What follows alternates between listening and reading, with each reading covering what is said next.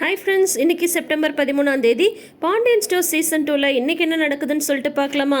இன்றைக்கி டே ஃப்ரைடேன்றதை மீறி இன்றைக்கி டே மீனாவோட டேன்னு சொல்கிற மாதிரி ஃபுல் அண்ட் ஃபுல் இன்றைக்கி எபிசோடை ஸ்கோர் பண்ணிக்கிறது நம்ம மீனா தான். இன்றைக்கி பார்த்தீங்கன்னா சொல்கிறாங்க இல்லையா, அவங்க நேத்தே நீங்கள் வேணால் பாருங்கள், மாமா இன்றைக்கி வரும்போது எனக்கு பிடிச்ச ஸ்நாக்ஸ் எல்லாமே வாங்கிட்டு வருவாங்க அப்படின்னு சொல்லிட்டு, அதே மாதிரி பாண்டியன் வந்ததுமே மீனாவையும் ராஜுவையும் தான் கூப்பிட்றாங்க. எப்பா மீனா, எப்பா ராஜி எங்கே இருக்கீங்க வாங்கன்றாங்க. கிச்சனில் இருக்கிற கோமதி தங்கமயிலுக்கு ஒரே ஷாக்கு. இவர் தானே வந்துட்டாரு, இவரா மீனாவையும் ராஜியும் கூப்பிடுறாருன்னு சொல்லிட்டு கோமதிக்கு ஒரே ஆச்சரியமாகுது. தங்கமயிலுக்கா பாரு, மீனா சொன்ன மாதிரி மாமா இவங்கள தான் கூப்பிடுறாங்க அப்படின்ற மாதிரி ரியாக்ஷனை அவங்க கொடுக்குறாங்க. மீனாக்கு ரூம்ல ஒரே குஷி. ராஜி கிட்ட சொல்லிட்டு இருக்காங்க, அக்கா மாமா கூப்பிடுறாங்க வாங்கக்கா போலான்றாங்க. ராஜி இரு இன்னும் நல்லா கூப்பிட்டோம், இத்தனை நாள் நம்மகிட்ட பேசவே இல்லைல்ல அப்படின்னு சொல்றாங்க. எப்பா மீனா ராஜி வீட்டில் இருக்கீங்களா இல்லையா வாங்க அப்படின்றாங்க. அக்கா வாங்கக்கா, இதுக்கு மேலே போகலன்னா கோவம் வந்துட போகுது அப்படின்னு சொல்லிட்டு அப்புறம் இவங்க ரெண்டு பேரும் போறாங்க. அதுக்குள்ளார பார்த்தீங்கன்னா கோமதி கிச்சன்லேருந்து வந்துடுறாங்க. ஏங்க என்ன உங்க மருமக கடைக்கு பேசிட்டு வந்ததும் அப்படியே இப்போ வந்ததும் அவ பேரை கூப்பிடுறீங்க அப்படிதானே? என்னெல்லாம் கூப்பிடணும்னு தோணவே இல்லையா அப்படின்னதும், அட இருடி இவ வேற அப்படின்னு சொல்லிட்டு, என்னப்பா வந்துட்டிங்களா, அந்தப்பா மீனா இங்கே பாரு, உனக்கு பிடிச்சதா மாமா வாங்கிட்டு வந்திருக்கேன், நீ சாப்பிடு சரியா அப்படின்னு சொல்லிட்டு ரெண்டு பேருக்கும் கொடுக்குறாங்க.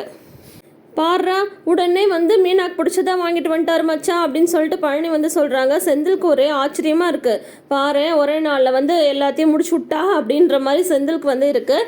மீனா அப்படியே செந்தில் கெத்தாக பார்க்குறாங்க. நீ பேசலன்னா போய்க்க மாப்பிள்ள, இங்கே பாரு எங்கள் மாமனாரை நான் சமாதானப்படுத்திட்டேன்ல அப்படின்ற மாதிரி மீனா கெத்தாக இருக்காங்க. செந்திலுக்கு லைட்டாக ஒரு நோஸ் கட்டுன்ற மாதிரி தான் இருந்துட்டுருக்கு. அதுக்கப்புறம் பார்த்தீங்கன்னா பாண்டியன் சொல்கிறாரு, இந்த வீட்டில் சண்டை பிரச்சனை எல்லாமே நடக்கும் தான், வரும் தான், போகும் தான். அதுக்காக ஒருத்தர் பார்க்காம பேசாம இருக்கிறதெல்லாம் கஷ்டமான விஷயம்தான். அதை தான் மீனா இன்னைக்கு கடையில் சொல்லுச்சு. மீனா சொன்னது கரெக்டு தான். ஆனால் அதே சமயம் எப்பா மீனா ராஜி இனிமேல் மாமாவுக்கு தெரியாமல் எந்த ஒரு விஷயமும் செய்யக்கூடாது சரியா? உங்களுக்கு அப்படி ஏதாவது செய்யணும்னு நினச்சாலும் மாமாட்ட சொல்லுங்கள், எல்லாம் உட்காந்து பேசுவோம். அதுக்கப்புறம் உங்கள் விருப்பத்துக்கு மாமா சம்மதிப்பேன். இனிமேல் எனக்கு மறைச்சி எந்த விஷயமும் நீங்கள் செய்யக்கூடாது அப்படின்னு சொல்கிறாங்க. உடனே நம்ம ராஜிக்கு துருங்குது. ஒரு டியூஷன் விஷயத்த சொல்லிடலாம் அப்படின்ற மாதிரி நினைக்கிறாங்க. ஆனால் மீனா ஐயோ ராஜி இப்போ தான் இவ்வளோ பெரிய கலவரத்தை முடிச்சு வச்சுருக்கோம், மறுபடியும் ஆட்டையை கழிச்சு விட்டுறாத, பேசாமரு இப்பயே டியூஷன் விஷயத்த சொல்கிறேன் அப்படின்னு சொல்லிட்டு மறுபடியும் ஒரு 7:30 இழுத்து விட்டுறாத அப்படின்னு சொல்லிட்டு மீனா ராஜியை அடைக்கிடுறாங்க. ஆனால் பாண்டியன் கவனிச்சிடுறாரு. என்னப்பா ராஜி ஏதோ சொல்ல வருது போல் அப்படின்னா, அது ஒன்றும் இல்லை மாமா, இவ்வளோ ஸ்நாக்ஸ் வாங்கிட்டு வந்திருக்கீங்களே எங்களுக்கு மட்டுமா இல்லை எல்லாருக்குமா அப்படின்னு சொல்லிட்டு கேட்குறா ராஜி அப்படின்றாங்க. என்னப்பா இவ்வளோ ஸ்நாக்கும் நீங்களே சாப்பிட்றதுனா சாப்பிடுங்க, இப்போ என்ன கெட்டு போச்சு, போய் ரெண்டாவது போய் மாமா வாங்கிட்டு வரேன், உனக்கு நீங்கள் சாப்பிட்டது போக மற்றவங்களுக்குலாம் கொடுத்தா கூட போதும் அப்படின்னு சொல்லிட்டு பயங்கர சிக்ஸர் அடிச்சு விட்டுறாரு. பாரு இதுங்களுக்கு நேரம் அப்படின்ற மாதிரி தான் மற்றவங்களுக்குலாம் இருக்குது. அதுக்கப்புறம் பார்த்தீங்கன்னா கதிர் ரூமில் ஏதோ தேடிட்டு இருக்காரு. அவர் ஏதோ ஒரு பில்லை ஃப்ரெண்ட்கிட்ட ஃபோன் பேசிட்டே தேடிட்டு இருக்காரு. அப்போ பார்த்தீங்கன்னா ராஜியோட ட்ரெஸ் எல்லாம் இப்படி டக்குன்னு எடுத்து எரிஞ்சிடுறாரு. தேடிட்டு இருக்கிற அவசரத்தை நம்ம எல்லாத்தையும் களைச்சி விடுவோம் இல்லையா, அந்த மாதிரி களைச்சி விட்டுறாரு. உடனே நம்ம ராஜி அவங்க சண்டையை அவங்க ஆரம்பிச்சிடுறாங்க. என்ன நினச்சிட்டு என்னோட துப்பட்டாவெல்லாம் நீ தூக்கி போடுற, நானும் பார்த்துட்டே இருக்கேன், ரொம்ப தான் நீ ஓவரா பண்ணிட்டு இருக்க, என்ன நினச்சிட்டு இருக்க உன் மனசில், ஏதோ சின்னதாக ஒரு தப்பு பண்ணிட்டு அதுக்காக இந்த மாதிரி மூஞ்செல்லாம் தூக்கிட்டு என் ட்ரெஸ் எல்லாம் களைச்சி விடுவியா நீ, என் ட்ரெஸ் எல்லாம் தூக்கி போடுவியா நீ, நானும் பார்த்துட்டே இருக்கேன், ரொம்ப ஓவராக தான் பண்ணிட்டு இருக்க அப்படின்னு சொல்லிட்டு சண்டை போடுறாங்க. நான் வேணும்னே உன் ட்ரெஸ்ஸை தூக்கி போடல, ஃபோன் பேசிட்டே நான் ஒன்று பில் தேடிட்டு இருந்தேன், அதுக்காக நகர்த்தும் போது இந்த மாதிரி கீழே விழுந்துருச்சு, அவசரத்தில் தூக்கி போட்டேன், எனக்கு அது உன் ட்ரெஸ்ஸுன்னு கூட தெரியாது அப்படின்னு சொல்கிறாங்க. நல்லா ஏமாத்து அதான் நல்லா தெரியுதே, நீ என்னை பார்க்கும்போதே அப்படியே கோவமாக கடுகடுன்னு தானே பார்த்துட்டு இருக்க அப்படின்னு சொல்லிட்டு உடனே பெட்ஷீட்டையும் பில்லோவையும் எடுத்துகிட்டு கிளம்புறாங்க. நில்லு எங்கே போகிற அப்படின்னதும், சரி எனக்காக நீ ஏன் பாவம் கீழெல்லாம் படுத்துட்டு இருக்க, நான் வெளியவே போய் படுத்துக்கிறேன், என் கூட பேசாதவங்க இருக்கிற ரூமில் நான் எதுக்கு படுக்கணும் அப்படின்னு சொல்கிறாங்க.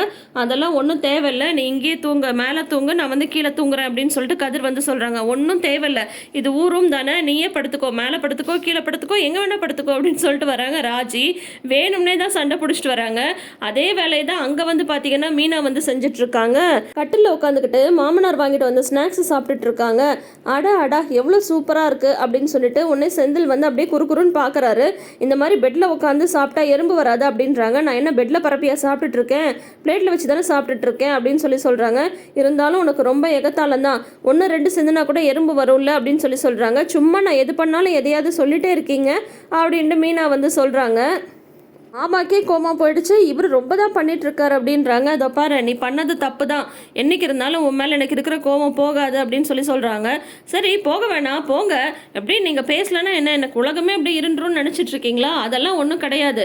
நீங்களா வந்து என்கிட்ட தேடி வந்து பேசுகிற வரைக்கும் நானா உங்ககிட்ட பேசவே மாட்டேன் அப்படின்னு சொல்லிட்டு இவங்களும் பெட்ஷீட்டும் பில்லோவையும் தூக்கிட்டு போகிறாங்க. ஏய் நில்லு நில்லு, எங்கே போகிற அப்படின்னு சொல்கிறாங்க. நீங்கள் தான் பேச மாட்டேன்னு சொல்லிட்டீங்கல்ல, நான் எங்கே போய் தூங்கினா உங்களுக்கு என்ன, நான் போய் ஹாலில் படுத்துக்கிறேன் அப்படின்றாங்க. ஏய் மீனா போகாதன்றாங்க. அதெல்லாம் ஒன்றும் தேவையில்லை, நீங்களே வந்து படுத்து உருணுங்க அப்படின்னு சொல்லிட்டு வெளியில் வந்து வராங்க. அதுக்கப்புறம் பார்த்தா என்னக்கா இது, இன்றைக்கும் நம்ம வந்து வெளியில் படுக்க வேண்டியதாக ஆயிடுச்சு அப்படின்னதும், இரு ராஜி கொஞ்ச நாள் வெயிட் பண்ண, அவங்க 2 பேரும் தானாக வழியை வந்து நம்மகிட்ட பேசியே ஆகணும், அது வரைக்கும் அவங்கள விடக்கூடாது அப்படின்றாங்க.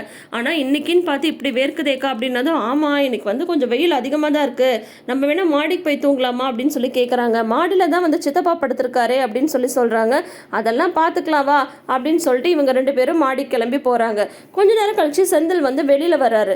வெளியில வந்து பார்த்தா நல்ல ஒரு கொரட்டை சத்தம் வந்துட்டு இருக்கு. சொல்ல கேட்காம வெளியில் வந்து படுத்துட்டு இருக்கியா அப்படின்னு சொல்லிட்டு கிட்டக்க போகிறாரு. ஆனால் இந்த கொரட்டை சத்தத்தை பார்த்தா வந்து மாமாவோட கொரட்டை சத்தம் மாதிரிலாம் இருக்குது. அப்போ மீனா எங்கே போனா அப்படின்னு சொல்லிட்டு பெட்ஷீட்டை வந்து விளக்குறாங்க. ஐயோ பேய் பேய் அப்படின்னு சொல்லிட்டு இவர் வந்து கத்துறாரு பழனி. உடனே வந்து பார்த்தீங்கன்னா, இப்போ எதுக்கு நான் வந்து எழுப்புனேன் அப்படின்றாங்க. இல்லை மீனா காணோன்னு சொல்லிட்டு வந்தேன் அப்படின்னு சொன்னால், மாடியில் இருக்கிற பிள்ளையை இங்கே வந்து தேடினா எப்படா கிடைக்கும் அப்படின்னு சொல்கிறாங்க. என்ன மாமா சொல்கிறீங்க அப்படின்னதும், இல்லைடா நான் மாடியில் வந்து படுத்துட்டு இருந்தேன், அப்போ தான் மீனாவும் ராஜியும் வந்தாங்க அப்படின்னு சொல்லிட்டு ஃப்ளாஷ்பேக்கை வந்து சொல்கிறாரு. நீங்கள் எங்கப்பா இங்கே அப்படின்னு பழனி கேட்க, சித்தப்பா இன்னைக்கு வந்து நாங்கள் 2 பேரும் மாடியில் படுத்துக்கிறோமே அப்படின்றாங்க. தனியாவா, எப்படிப்பா படுப்பீங்க அப்படின்னு சொல்கிறாங்க. அதெல்லாம் நாங்கள் படுத்துப்போம் சித்தப்பா, உள்ளே வந்து ஒரே புழுக்கமாக இருக்குது, ஜாலியாக நாங்கள் கதை பேசிட்டு இங்கே வந்து படுத்துக்கிறோம் அப்படின்ற மாதிரி வந்து ராஜியும் மீனாவும் சொல்ல, சார் 2 பழனி வந்து கீழே படுத்துக்கிறாரு.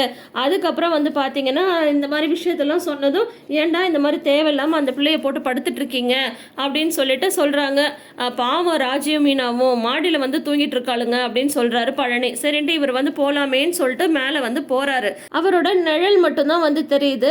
யாரா இருக்கும் அப்படின்ற மாதிரி வந்து பயந்து பார்க்குறாங்க மீனா. அப்பயும் நிழல் தான் வந்து தெரியுது. ஐயோ எழுப்பிடுறாமா ராஜிய அப்படின்ற மாதிரி யோசிக்கிறதுக்குள்ளார செந்தில் வந்து வந்துடுறாங்க. நீங்கள் எங்க இங்கே அப்படின்னு சொல்லி கேட்குறாங்க. அதுக்கு செந்தில் சொல்றாரு, இல்லை நான் துணி காய வச்சிருந்தேன், அதை எடுத்துகிட்டு போகலான்னு வந்தேன் அப்படின்னு சொல்கிறாங்க. உடனே இவங்க அங்கிட்ட இங்கிட்ட திரும்பி பார்க்குறாங்க. இங்கே தான் துணி எதுவும் காயலையே அப்படின்றாங்க. இல்லை காஞ்சிருக்குமோ அப்படின்னு நினச்சிட்டு எடுக்கலான்னு வந்தேன் அப்படின்னு சொல்கிறாங்க. ஓ அப்படியா, சரி போங்க நாங்கள் தூங்கணும் அப்படின்ற மாதிரி வந்து சொல்லிடுறாங்க. பாரு வீம்புக்காரி என்னென்ன வேலையெல்லாம் பண்ணிட்டு இருக்கா அப்படின்ற மாதிரி வந்து செந்திலுக்கு வந்து தோணுது. செந்தில் வந்து இவங்களை தேடி வந்ததுமே மீனாக்கு வந்து செம குஷி ஆயிடுது. இப்படி ஒரு கலகலப்பான எபிசோடாக தான் இன்னைக்கு வந்து இருந்துச்சு. ஒரு அழுகை அதெல்லாம் எதுவுமே இல்லாமல் ஜாலியாக போயிட்டு இருக்கு பாண்டியன் ஸ்டோர்ஸ். இந்த மாதிரியே போனால் பார்க்குற நம்மளுக்குமே நல்லா தான் இருக்கும். சரி பார்க்கலாம் இனி அடுத்தடுத்து என்ன நடக்க போகுது அப்படின்னு சொல்லிட்டு.